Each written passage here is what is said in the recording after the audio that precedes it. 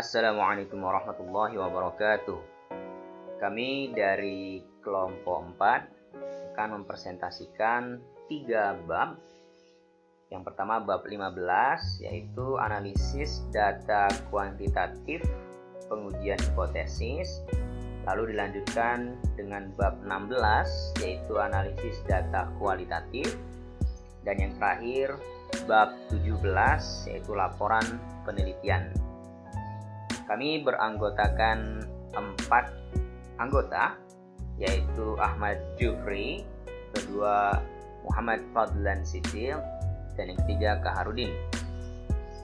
Presentasi pertama akan dilakukan oleh Ahmad Jufri, lalu dilanjutkan oleh Kaharudin, lalu dilanjutkan oleh saya sendiri, Muhammad Fadlan Siddiq. Langsung saja kita dengarkan presentasi yang pertama oleh Ahmad Jufri. Baik, Assalamualaikum warahmatullahi wabarakatuh.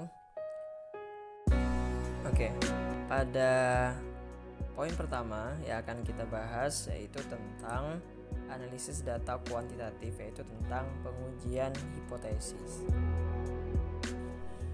Baik, di sini sebelum kita melakukan analisis data kuantitatif, di sini kita harus juga mempelajari beberapa kesalahan yang sering terjadi ketika kita melakukan uji hipotesis, di mana di sini ada 2 tipe, yaitu kesalahan tipe 1 kemudian kesalahan tipe 2. Di sini juga kita akan membahas tentang kekuatan statistik. Nah, teman-teman sekalian, metode deduktif hipotesis membutuhkan hipotesis untuk dapat dibuktikan gitu. Untuk itu itulah mengapa hipotesis 0 ada untuk kemudian ditolak, sehingga kita dapat mendukung hipotesis alternatif yang sudah kita buat begitu. Nah, hipotesis 0 ini dianggap benar sampai ada bukti statistik. Bukti statistiknya seperti apa? Yaitu hasil uji hipotesis yang menunjukkan bahwa terjadi hasil yang kebalikannya begitu, atau kesalahannya, atau dengan kata lain bahwa hasilnya ditolak begitu. Nah, bukti statistik yang diperlukan disediakan oleh statistik inferensial, seperti misal analisis regresi atau MANOVA. Nah, statistik inferensial ini membantu kita menarik kesimpulan atau membuat kesimpulan tentang populasi dari sampel. Nah, kemudian tujuan dari adanya pengujian hipotesis ini adalah tidak lain untuk menunjukkan keakuratan bahwa hipotesis 0 itu dapat ditolak untuk mendukung hipotesis alternatif. Artinya gini, berdasarkan data sampel, kemudian peneliti dapat menolak hipotesis 0 karena kita menerima hipotesis alternatif dengan tingkat kepercayaan tertentu atau taraf signifikansi atau error yang kita inginkan, atau dalam aplikasi biasanya kita mengenalnya dengan alfa yang kita inginkan itu berapa. Nah, di sini tujuan dari pengujian hipotesis itu adalah adanya keakuratan bahwa hipotesis 0 itu ditolak. Adanya hipotesis 0 itu adalah untuk ditolak. Nah, terkadang dalam menginterpretasikan hasil terjadi kesalahan begitu. Nah, di sini ada 2 jenis kesalahan atau 2 cara di mana kesimpulan itu bisa saja salah begitu. Nah, kesalahan itu diklasifikasikan sebagai kesalahan tipe 1 kemudian kesalahan tipe 2. Seperti apa kesalahan tipe 1? Nah, kesalahan tipe 1 itu juga disebut dengan alfa begitu.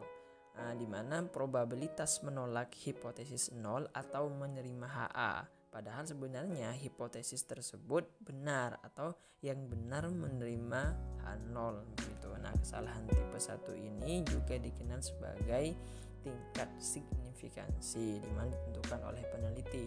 Nah, tingkat signifikansi dalam penelitian bisnis yang umum itu adalah 5% atau 0,05 atau 1% atau 0,01 begitu. Nah, kemudian untuk kesalahan tipe 2 ini juga disebut dengan sebagai beta gitu. Kesalahan tipe 2 disebut juga sebagai beta. Nah, Kesalahan tipe 2 ini adalah kemungkinan gagal untuk menolak hipotesis nol. Artinya kita menerima H0 gitu. Karena ada hipotesis alternatif yang benar gitu.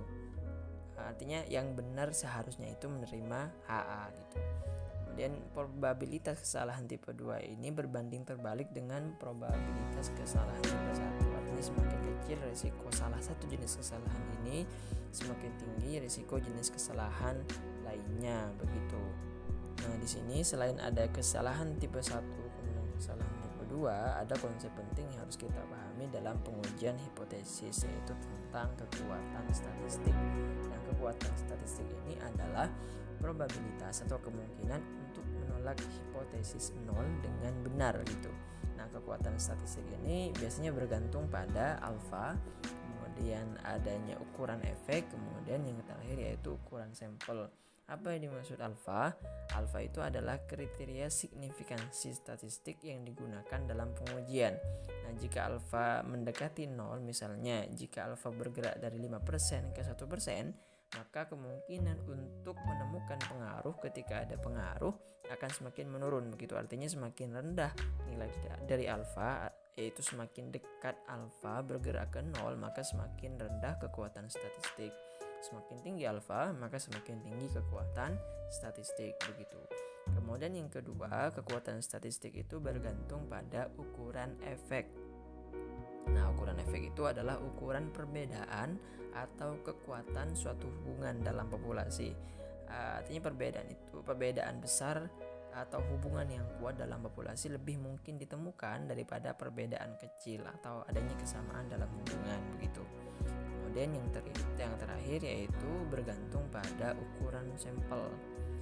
Pada tingkat alfa tertentu, peningkatan ukuran sampel menghasilkan lebih banyak kekuatan. Kenapa? Karena peningkatan ukuran sampel menghasilkan perkiraan parameter yang lebih akurat. Nah, dengan begitu, peningkatan ukuran sampel tersebut mengarah pada kemungkinan yang lebih tinggi untuk menemukan apa yang kita cari gitu. Namun, meningkatkan ukuran sampel itu juga dapat menyebabkan terlalu banyak kekuatan, karena efek yang sangat kecil akan dianggap signifikan secara statistik begitu. Nah, kemudian poin selanjutnya adalah kita harus bisa memilih teknik statistik yang tepat begitu. Setelah kita menentukan hipotesisnya, hipotesis nol, kemudian hipotesis alternatifnya seperti apa, nah, kemudian kita harus bisa memilih teknik statistik yang tepat. Nah, pilihan teknik statistik yang tepat itu sangat bergantung pada jumlah variabel, baik itu independen ataupun dependen yang kita teliti, dan skala pengukuran baik itu metrik ataupun non metrik pada variabel kita. Kemudian aspek lain yang berperan adalah apakah asumsi uji parametrik itu terpenuhi dan ukuran sampel kita. Jadi dalam menentukan teknik statistik yang tepat, kita itu harus memperhatikan jumlah variabel yang kita gunakan, kemudian skala pengukurannya baik itu metrik ataupun parametrik, kemudian ada juga tentang ukuran sampel begitu. Nah, teknik statistik di sini ada teknik statistik univariat, kemudian ada multivariat. Nah, teknik statistik univariat ini digunakan saat kita ingin meneliti hubungan dua variabel. Misalnya, jika kita ingin menguji pengaruh jenis kelamin terhadap jumlah permen yang dimakan siswa per minggu, maka kondisi ini dapat menggunakan statistik univariat. Nah, kemudian sebaliknya, jika kita tertarik dengan hubungan antara banyak variabel, maka kondisi ini memerlukan teknik statistik multivariat. Pengujian univariat atau multivariat yang sesuai sangat bergantung pada skala pengukuran yang kita gunakan begitu. Nah, seperti yang dijelaskan sebelumnya bahwa teknik statistik yang tepat itu bergantung pada jumlah variabel yang kita gunakan. Kalau kita hanya ingin menguji dua variabel antara independen kemudian dependen, maka yang kita gunakan adalah teknik statistik univariat. Kemudian jika kita ingin menguji menguji banyak variabel, kita menggunakan teknik multivariat begitu. Kemudian selain teknik tersebut ada juga analisis chi-square atau chi-square gitu yang telah kita bahas di bab sebelumnya. Oke, selanjutnya yaitu tentang menguji hipotesis min tunggal. Min ini artinya rata-rata ya. Menguji hipotesis yang memiliki rata-rata tunggal. Nah, di sini disebut dengan uji tes satu sampel. Nah, uji tes satu sampel ini digunakan untuk menguji hipotesis bahwa min populasi di mana sampel diambil sama dengan standar perbandingannya begitu. Nah, setelah kita menghitung tes statistik, barulah kita dapat membandingkan antara t-value dengan t-tabel dengan n-1 derajat kebebasan untuk menentukan apakah tes statistik mencapai ambang signifikansi statistik. Nah, ketika tes statistik lebih besar dari nilai t-tabel, maka hipotesis 0 ditolak, artinya tidak ada perbedaan yang signifikan antara dua variabel yang kita uji begitu. Oke, poin selanjutnya adalah tentang menguji dua hipotesis yang memiliki dua rata-rata yang berhubungan begitu. Nah, kita juga bisa melakukan uji T itu pada sampel yang berpasangan, artinya dua itu, untuk mengetahui perbedaan dalam kelompok yang sama sebelum dan sudah adanya treatment atau perlakuan.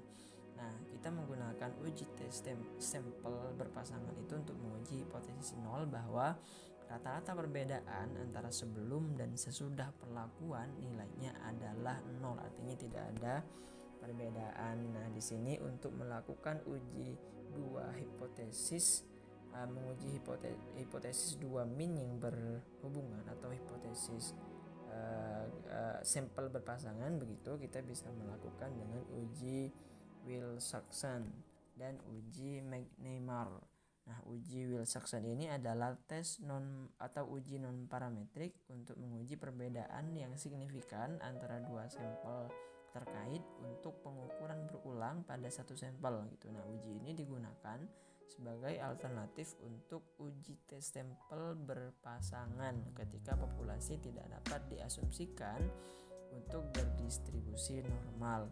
Kemudian kita bisa menggunakan uji McNemar. Nah, uji McNemar ini adalah metode non parametrik yang digunakan pada data nominal. Nah, uji ini juga menilai signifikansi perbedaan antara dua sampel dependen ketika variabel ketertarikan adalah dikotomi atau berbeda. Nah, uji ini digunakan terutama dalam studi sebelum dan sesudah untuk menguji efek dalam penelitian eksperimental begitu.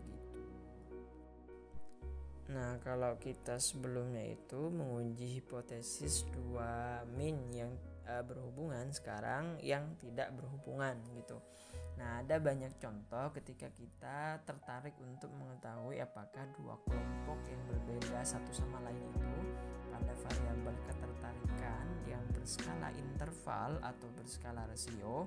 Maka untuk mengetahuinya, menguji perbedaan tersebut adalah dengan uji tes sampel independen yang dilakukan untuk melihat apakah ada perbedaan yang signifikan dalam rata-rata dari kedua sampel tersebut untuk kelompok dalam variabel yang dimiliki, yaitu variabel yang nominal yang dibagi menjadi dua subkelompok, misalnya perokok dan bukan perokok, atau karyawan di departemen pemasaran dan mereka yang di departemen akuntansi, karyawan yang lebih muda atau yang lebih tua gitu, yang kemudian diuji untuk melihat apakah ada perbedaan rata-rata yang signifikan antara dua kelompok variabel yang nantinya akan diukur pada sebuah selang atau selang waktu atau skala rasio, misalnya tingkat kesejahteraan atau membayar atau tingkat pemahaman.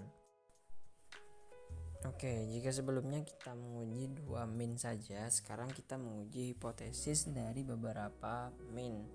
Nah, di sini analisis varians atau ANOVA dapat membantu kita untuk menguji perbedaan rata-rata yang signifikan antara dua atau lebih kelompok pada variabel independen yang berskala interval atau berskala rasio. Nah, hasil dari ANOVA tersebut atau analisis varian itu nanti akan menunjukkan apakah rata-rata dari berbagai kelompok yang berbeda secara signifikan satu sama lain seperti yang ditunjukkan oleh F statistik, di mana F statistik ini menunjukkan apakah dua varian sampel yang berbeda satu sama lain atau berasal dari populasi yang sama, begitu distribusi F. Sedangkan untuk distribusi F yaitu probabilitas distribusi varians dan kelompok perubahan distribusi dengan perubahan ukuran sampel.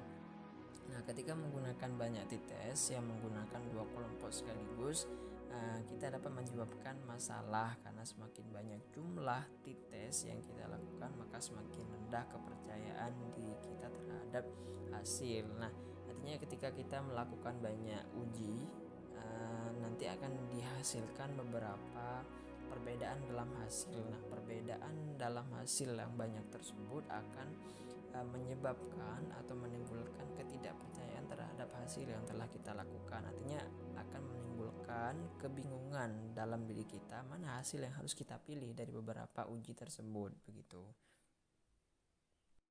Assalamualaikum warahmatullahi wabarakatuh. Analisis regresi yaitu terdapat dibagi menjadi dua, yaitu analisis regresi sederhana dan analisis regresi berganda. Selain daripada itu, koefisien regresi standar itu juga terdapat dibagi menjadi dua, yaitu regresi dengan variabel dummy dan multikolinearitas. Selanjutnya, uji dan analisis multivariat yang lain. Yang pertama, analisis diskriminan. Yang kedua, regresi logistik. Yang ketiga, analisis conjoint. Yang keempat, ANOVA dua arah. Yang kelima, MANOVA. Dan yang keenam adalah korelasi kanonikal. Data warehousing, yaitu gudang pusat dari semua data. Data mining, yaitu alat strategis untuk mencapai tingkat kecerdasan bisnis yang baru. Selanjutnya, penelitian operasi untuk menyederhanakan dan mengklarifikasi jenis masalah kompleks tertentu yang dapat dikuantifikasi. Software untuk analisis data, ada Lisrel, ada MATLAB, ada M+, ada Qualtrics, ada SAS atau STAT, ada SPSS, ada SPSS Amos, ada Stata EVS. Bab 16, analitis data kualitatif. Reduksi data dapat dilakukan dengan cara: 1. Pengkodean data. Yang kedua, kategorisasi terhadap data. Selanjutnya, penyajian data. Penyajian data melibatkan pengambilan data yang telah kita reduksi dan menampilkan dengan cara yang teratur dan padat. Assalamualaikum warahmatullahi wabarakatuh. Saya Muhammad Fadlan Siddiq. Di sini kita akan bicara soal menarik kesimpulan. Menarik kesimpulan adalah kegiatan analitis terakhir dalam proses analisis data kualitatif. Ini adalah inti dari analisis data. Pada titik inilah kita menjawab pertanyaan penelitian kita dengan menentukan apa arti tema yang diidentifikasi. Berikutnya kita bicara soal reliabilitas dan validitas. Penting bahwa kesimpulan yang telah kita tarik diverifikasi dengan satu atau dengan cara yang berbeda. Artinya, kita harus memastikan bahwa kesimpulan yang kita peroleh dari data kualitatif masuk akal, dapat diandalkan dan valid. reliabilitas dan validitas mempunyai arti yang sedikit berbeda dalam penelitian kualitatif dibandingkan dengan penelitian kuantitatif. Reliabilitas dalam analisis data kualitatif meliputi dua, yaitu reliabilitas kategori dan reliabilitas interjudge. Reliabilitas kategori tergantung pada kemampuan analisis untuk merumuskan kategori dan menyajikan kepada hakim yang kompeten definisi kategori tersebut, sehingga mereka akan menyetujui item mana dari populasi tertentu yang termasuk dalam kategori dan mana yang tidak. Berikutnya, reliabilitas interjudge dapat didefinisikan sebagai tingkat konsistensi antara pembuat kode yang memproses data yang sama. Ukuran keandalan interjudge yang umum digunakan adalah persentase perjanjian pengkodean dari total jumlah keputusan pengkodean. Sebagai pedoman umum, tingkat kesepakatan pada atau di atas 80% dianggap memuaskan. Berikutnya, kita bicara soal metode lain untuk mengumpulkan dan menganalisis data kualitatif. Yang pertama yaitu analisis isi. Analisis isi adalah metode penelitian observasi yang digunakan untuk mengevaluasi secara sistematis isi simbolik dari semua bentuk komunikasi yang direkam. Analisis isi dapat digunakan untuk menganalisis surat kabar, situs web, iklan, rekaman wawancara, dan sejenisnya. Metode analisis ini memungkinkan peneliti untuk menganalisis sejumlah besar informasi tekstual dan secara sistematis mengidentifikasi propertinya, seperti adanya kata, konsep, karakter, tema, atau kalimat tertentu. Untuk melakukan analisis isi pada teks dikodekan ke dalam kategori dan kemudian dianalisis menggunakan analisis konseptual dan relasialisis. Pertama, analisis konseptual menetapkan keberadaan dan frekuensi konsep seperti kata, tema, atau karakter dalam teks. Kedua, analisis konseptual menganalisis dan menafsirkan teks dengan mengkodekan teks ke dalam kategori konten yang dapat dikelola. Analisis relasional dibangun di atas analisis konseptual dengan memeriksa hubungan antar konsep dalam teks. Berikutnya yaitu analisis naratif. Narasi adalah sebuah cerita atau kisah yang melibatkan narasi dari rangkaian peristiwa dalam urutan plot yang terungkap dalam waktu. Analisis naratif adalah pendekatan yang bertujuan untuk memperoleh dan meneliti cerita yang kita ceritakan tentang diri kita sendiri dan implikasinya bagi kehidupan kita. Dan yang terakhir yaitu induksi analitis. Strategi lain yang lebih umum dari analisis data kualitatif adalah induksi analitik. Induksi analitik adalah pendekatan analisis data kualitatif di mana penjelasan universal tentang fenomena dicari dengan pengumpulan data kualitatif sampai tidak ditemukan kasus yang tidak sesuai dengan penjelasan hipotesis suatu fenomena.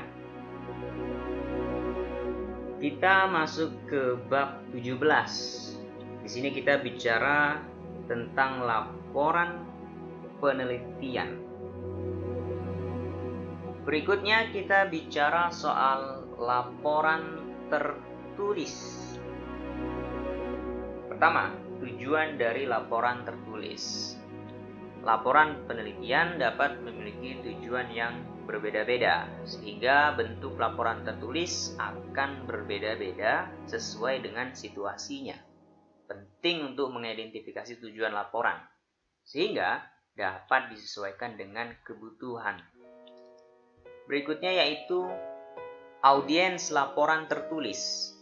Pengorganisasian laporan, panjangnya, fokus pada detail, penyajian data, dan ilustrasi sebagian akan berfungsi dengan audiens yang dimaksudkan.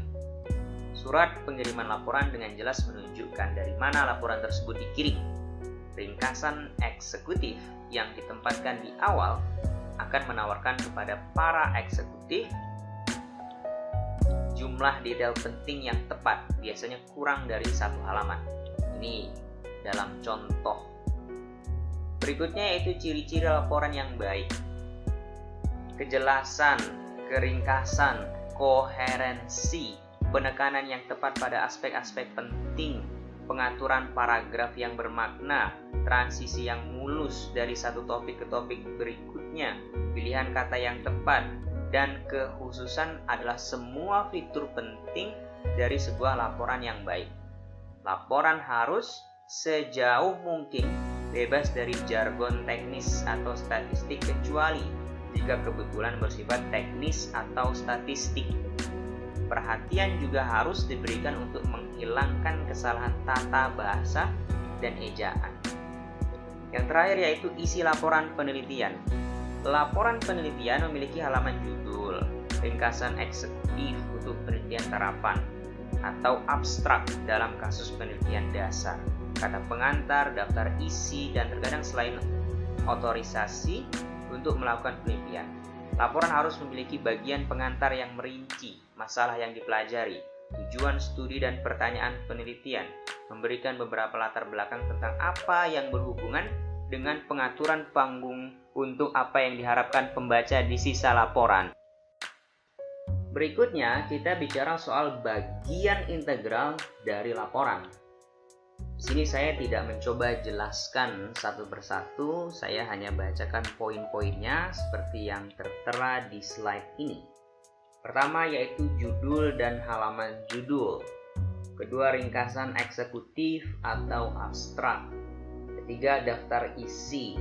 Keempat, daftar isi, gambar, dan materi yang lain. Berikutnya kata pengantar, surat pengesahan, bagian pendahuluan, bagian utama laporan, bagian akhir laporan, referensi, dan ditutup dengan lampiran. Yang terakhir kita bicara soal presentasi. Kita bagi menjadi 5 di sini. Pertama yaitu menentukan isi presentasi. Karena banyak materi yang harus dicakup dalam mungkin presentasi 20 menit, menjadi penting untuk menentukan dan memutuskan poin yang akan difokuskan dan pentingnya diberikan kepada masing-masing. Mengingat bahwa pendengar hanya menyerap sebagian kecil dari semua yang dia dengar, penting untuk menentukan apa yang presenter ingin perdengarkan dan tinggalkan, dan kemudian mengatur presentasi sesuai dengan itu. Berikutnya yaitu alat bantu visual. Grafik, bagan, dan tabel membantu menyampaikan poin-poin yang ingin dibuat lebih cepat dan lebih efektif. Sesuai dengan pepatah bahwa sebuah gambar bermakna ribuan kata. Alat bantu visual memberikan rangsangan sensorik menawan yang mempertahankan perhatian penonton. Slide, flip chart, dan materi handout juga membantu audiens untuk dengan mudah mengikuti poin-poin fokus pembicaraan. Pemilihan mode presentasi visual tertentu akan bergantung antara lain pada ukuran ruangan, ketersediaan layar yang baik untuk proyeksi, dan kendala biaya untuk mengembangkan visual yang canggih. Berikutnya itu presenter. Presentasi yang efektif juga merupakan fungsi dari bagaimana presenter tanpa tekanan. Pembicara harus menjalin kontak mata dengan audiens, berbicara dengan suara dan mudah dimengerti, peka terhadap reaksi nonverbal audiens, kepatuhan yang ketat pada kerangka waktu, dan konsentrasi pada poin-poin menarik bagi audiens adalah aspek penting dalam presentasi. Berikutnya yaitu presentasi itu sendiri. Pidato pembukaan mengatur panggung untuk memukau perhatian penonton. Aspek-aspek tertentu seperti masalah yang diteliti, temuan kesimpulan yang diambil, rekomendasi yang dibuat, dan implementasinya seperti disebutkan sebelumnya merupakan aspek penting dari presentasi. Pembicara harus menyampaikan poin ini setidaknya 3 kali. Sekali di awal, sekali lagi ketika masing-masing area ini dicakup, dan akhirnya sambil meringkas dan membawa presentasi ke kesimpulan. Yang terakhir yaitu menjawab pertanyaan.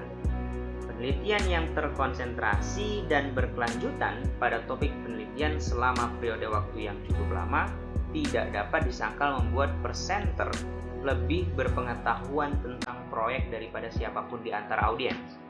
Oleh karena itu, tidak sulit untuk menangani pertanyaan dari para anggota dengan percaya diri dan tenang. Penting juga untuk tidak membela diri saat pertanyaan diajukan yang tampaknya menemukan kesalahan pada beberapa aspek penelitian. Baiklah, itulah presentasi dari kelompok 4. Semoga apa yang kami presentasikan ini bermanfaat untuk kita sebagai akademisi dalam melakukan penelitian yang baik dan benar. Adapun bagi penonton-penonton yang lain,